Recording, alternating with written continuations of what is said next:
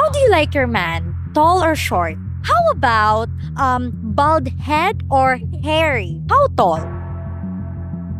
7 feet. Seven. And you? 6-footer. Six. Wow, they're gonna go like this to you guys. Hi, my name is Lorie and welcome to the Fuentes Family Channel. In today's video, we're gonna have a little fun. We will interview Filipinas from Naga City, Bicol, Philippines, and ask them, how do they like their men? Tall or short, bald or hairy? Let's find out. Enjoy the interviews. How do you like your man? Tall or short? Tall. Tall. And how about you? Tall. I prefer tall guys.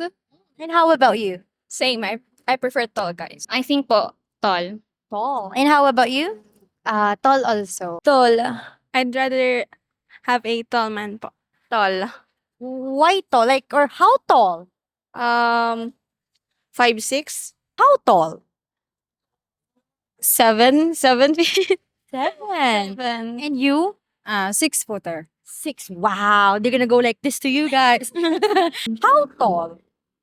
5'9", 5'8". 5'9", 5'8". Okay. And you? I'm 5'3", so I guess it's okay to have at least 5'5", like that. 5'5". I'm just curious. How tall are you? 5'2" as well. How tall are you? 5'2", I think. 5'2". And you are? I'm 5'2" also, actually. I don't think so. 5'2". I think you're using different measurement. How tall do you like your man? I think mga 5'5". 5'5". And yours? 5'8" or 5'9". How about 6? You don't like? Yes, I like. I like very tall. 6-footer. That's very tall. I'm just curious. How tall are you? 5'3". 5'3". And you? 5'4". 5'4". Wow. So I'm the tiniest here. Okay. How about bald head or hairy? Hairy.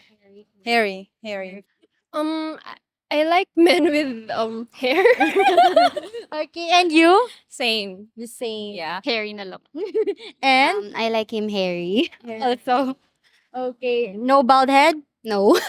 No then. No. Bald head or hairy? Hairy. Hairy. Are you single? Yes. Yes, we're both. How long have you been single? Since birth. And how old are you? 24. Oh my God. What are you doing? Studying. Are you still studying now? No. You're working. Finding a job. Looking Like, for a Actually, job. tomorrow is my interview. Wow. Good luck. And you, are you single or in a relationship? Yes, ma'am. Single. How long have you been single? 4 years? 1 year. 4 years. She has a pretty face. Thank you. Oh, you're welcome. Like, are you looking for like a serious relationship right now? No. I'm focused with my relationship with God and with my work, ministry, sa paintings, artworks. Ayan, I'm an artist from Albay. We're from Albay too. Legazpi. Legazpi. Yes. Legazpi. Okay, we're from Legazpi. Santo Domingo. Wow. I see. So you're kind of like religious person, right? Yes. Actually, sister ko si Chai. Same kaming. Or your sister? In the ministry. Ah, that's so cool. Okay. Now I have one more question. Would you date a foreigner?